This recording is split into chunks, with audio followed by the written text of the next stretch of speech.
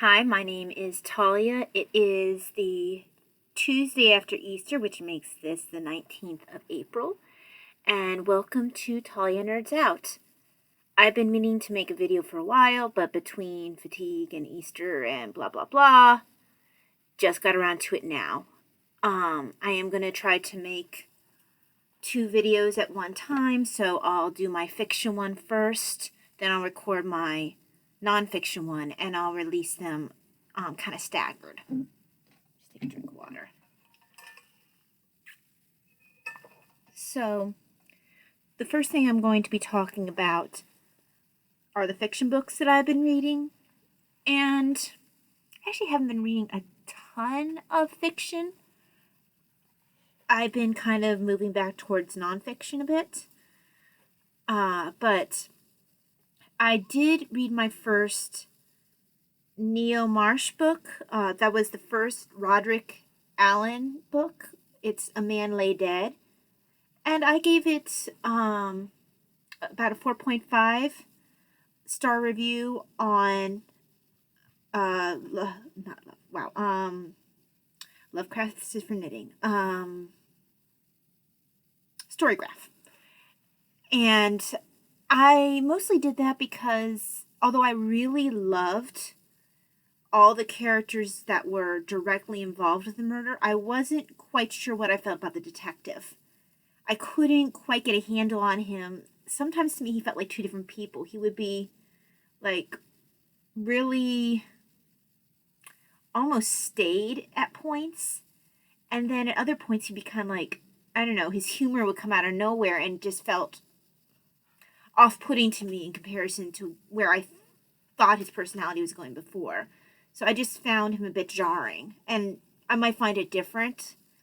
I might feel differently about it as I continue to read his books. But other than that, I really did enjoy the characters in the book. I really did appreciate that there were several ways that they could have gone, and I appreciate the way they chose to go with the end of the mystery. I don't want to say too much more than that because I don't want to give it away for people who might not have read the book and who might intend to read the book. But I appreciate the ending they chose to go with instead of the ending they could have gone with and that it looked like they were going to go with.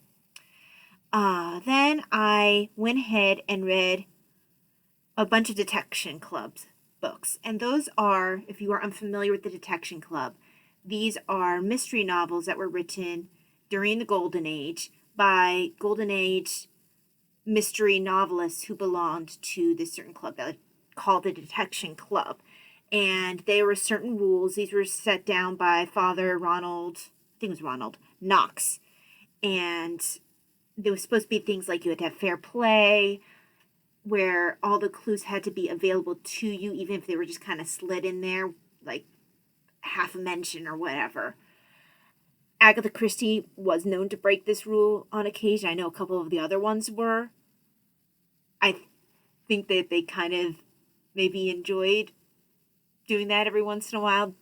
Don't know if Father Knox would give them a reaction or not, if that's maybe why they did it, or if they just didn't care. But the first one that I read was The Floating Admiral, which I believe actually was the last one that they wrote in that iteration of the Detection Club, because the Detection Club, I think they went on a break and they came back with later authors that were no longer Golden Age, if I remember correctly.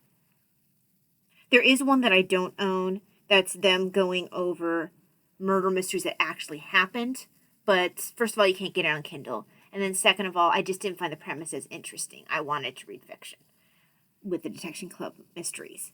So the first one I read was The Floating Admiral, and I really enjoyed I call it like a shared story style, where actually it's more like, you know, when you're on message boards and someone will start a story and then someone else will pick up where that left off, but you can't really change anything. That's what The Floating Admiral is like. They did a similar thing in Little Women, where the kids are all on a picnic and all of them are starting story and then Joe and Lori just keep on throwing random things out there to try to scuttle where the story's going, to keep it either being too serious or too romantic or whatever. So yeah, that's kind of the idea with this. It's a linear story presented, just different authors at different points. I found the ending a little bit disappointing. I don't know if anybody else would find it the same way. I'd be interested to see if that was just me.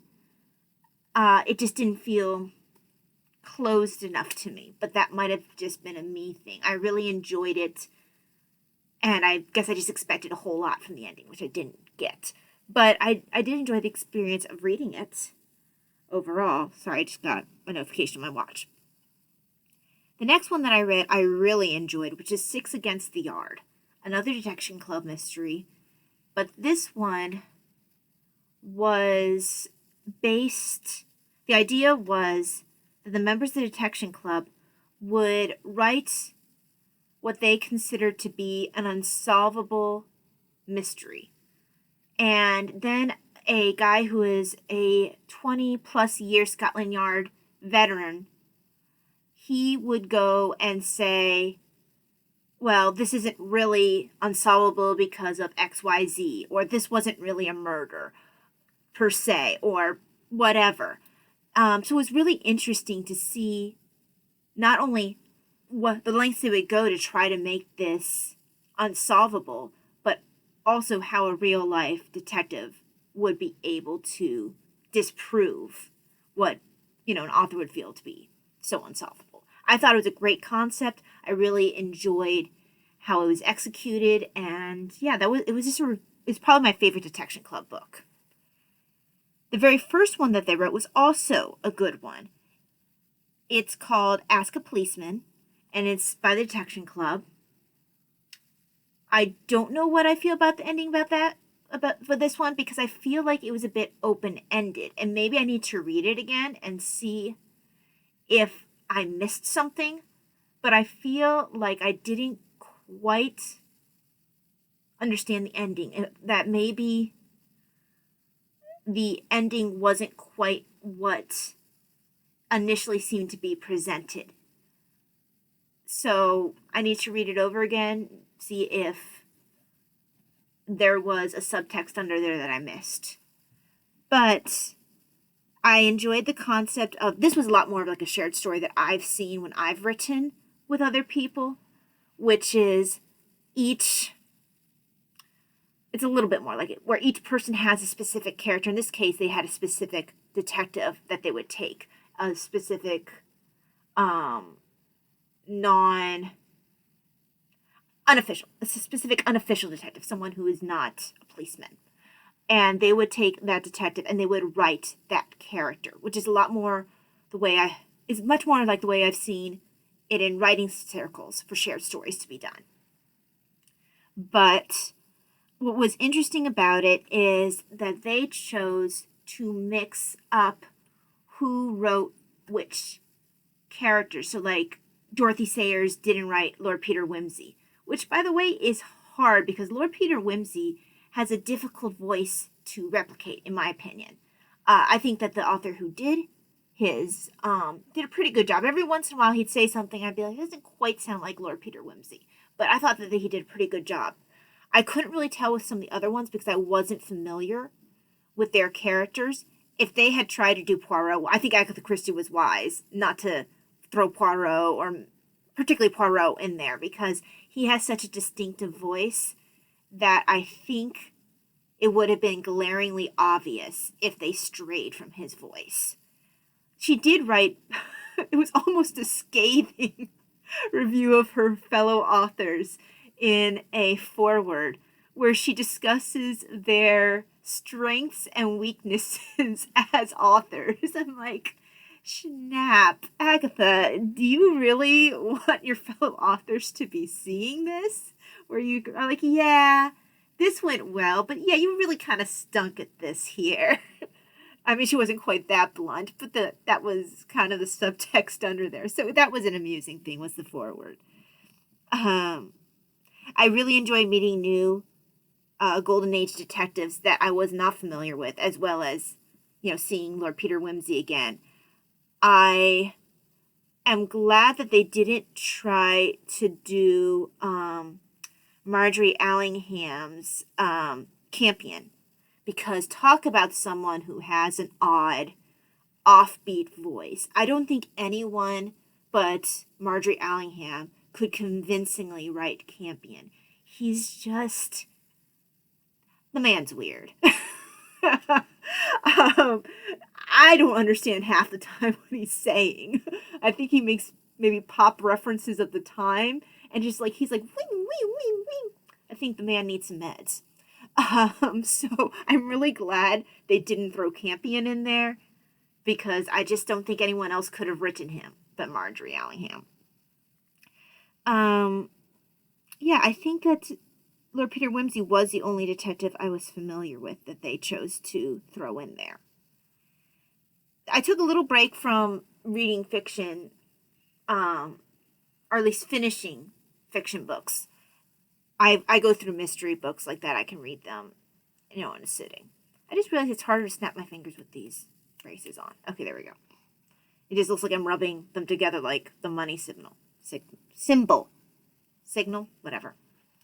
Anyway, I did end up I ended up looking up in my library on Libby this one book. It was due to a recommendation from Too Fond of Books.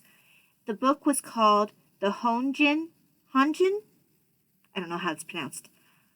Honjin Murders. Honjin Murders. This is a Japanese Golden Age mystery, which I found fascinating. I didn't know that there was such a thing.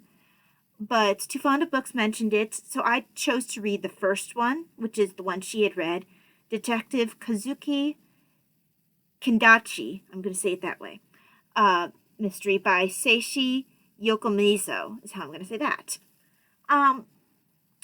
I ended up giving this on Storygraph a 4.75 stars. I enjoyed how the mystery is executed.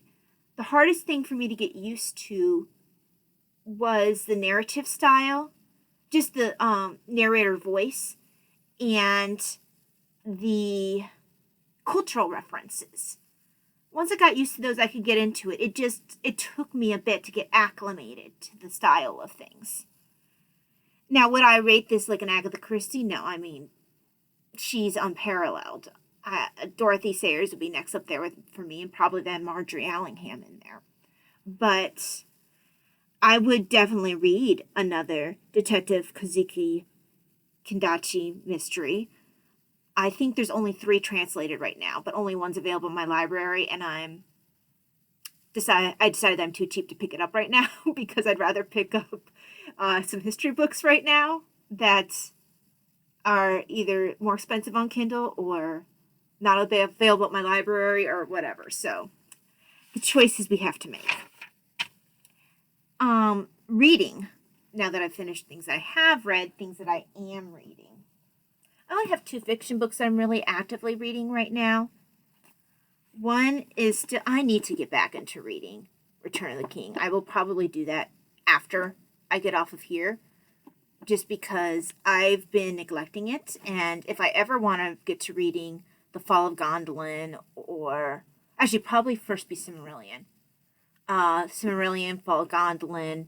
I really want to read Beren and Luthien. I have a bunch of extended Tolkien books that I want to read, but I can't do that until I finish Return of the King, so I need to get cracking on this. It's not that I don't like reading this, I just haven't read the others. But I told myself I had to read all the main ones before I got to the ones I hadn't read. Now, I've said this before, I hate the cover of this book. But the type, what more than makes up for it. I just need to finish rereading Pride and Prejudice. I kind of tend to read this. I tend to read all my Jane Austen books at least once a year, which is probably why I'm going slow on this right now. I'm reading a lot of books I haven't read before this year, so I'm kind of lagging behind on my rereads. So this is not a hardship. When I get to it, I fly through this. This is usually one of my I don't feel well reads, And Pride and Prejudice is just hilarious anyway. I don't know why it's taken me so long this time around. The only thing I can think of is that I found new shiny things to read. The last thing I want to show is, well, first of all, one TBR is Accident by Divine. Let me try that again. Accident by Design. This is an ECR Lorac book. I have not yet read ECR Lorac. I believe it was a she. She is a Golden Age mystery author. I think she was also in the Detection Club, I believe. So she is on my list of people to read. I think I'm going to start with Accident by Design just because the title amuses the heck out of me. So, because an accident can't be by design. I love some of these old golden era mystery titles, and that one just cracks me up. So that's the first one I'm going to start with. The other thing I'm going to start with, and I'm going to be reading this forever, kind of like Tolkien and Jane Austen. I have never read Gone with the Wind, and I saw recently on Mitzi Reads and Writes, she had read Gone with the Wind, and she was talking about, you might not like a lot of the characters. There are some topics, some things in the book that don't line up with modern sensibilities, but for characterization and for pure writing skill that you really can't beat Gone with the Wind. I found this on Amazon Prime, so no shipping and handling, and this is a 1965 reprint of the 1936 first edition of Gone with the Wind. So it cost $12, no shipping and handling. I had to snag it. This is the dust jacket. Unfortunately, the cover underneath isn't nearly as exciting. I mean, it's pretty enough, but I'm going to have to make sure I take care of this dust jacket. So I've never read Gone with the Wind. I love the fact that it has, I don't know if you can tell, the old book uneven pages. I love it when books have the uneven pages. So that just makes me incredibly happy. I just didn't want to read this on Kindle. I wanted to have a physical book in my hand. The type is absolutely teeny, so I will probably be reading this, in little bits. And from what I understand, it's like several different books together. Like you can actually divide it into parts, from what I understand from Mitzi. And this book is, I'm trying to get to the end of it, 733 pages with the teeniest type you'd ever see. So I will be reading this for the next eon with the way that I can't read one book at a time. I have to read all the books at a time. So I will be reading this for the next 100 years. But I understand it's well worth it. So I look forward to experiencing Gone with the Wind. I've only watched the movie. So let me move my fiction books over. Whoopsie. Here. There we go. So that's really it for fiction right now. I do have a couple of mysteries that I want to read once we get into May. Too Fond of Books and I think it's a couple other people are doing, for Nurses Month, a Nurses Month reading thing where they're reading books by nurses, so nonfiction books like memoirs and stuff. Or I think they're also reading books about nurses. I'm throwing in there for myself fiction books about nurses as well. And there is a series by, I think it's Christiana Brand, I think. Hang on. It's a 3-part mystery series on where a nurse is a detective. It's not the Cheryl Ames books. That's different period of time and for a younger audience. These are hold on, let's see, they're under mystery. Mystery.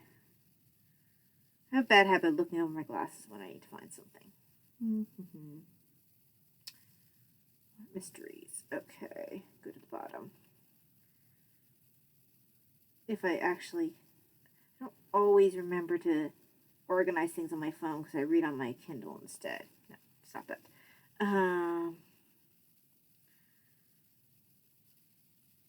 Let's try looking for nurse. That should help me. No, it does not help me. Okay, well that's inconvenient. Maybe it wasn't Christiana Brandt. Hang on. No, I don't think it might have been Christiana Brandt. Oh, fiddlesticks. I do not remember who the author is. When I get to reading that, I will let you know because I simply can't remember what the series is or who the author is. I know I put a comment on Too Fond of Books about it, but I don't feel like grabbing my Kindle to try to look for it. So I will cover that again later. I had forgotten that Nurses Month was coming up. I was a nurse for 10 years. Well, more than that if you count the time period where I was working in healthcare as a CNA as well. So I was in healthcare quite a while before I'd stopped working.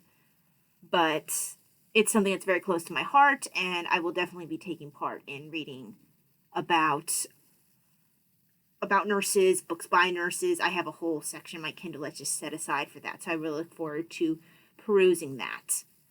But that is about it for me right now for fiction. I don't know how long I'm running. Hopefully I'm at a decent amount of time this time instead of like an hour. And I will go on to recording my history, or my nonfiction, which basically ends up being history.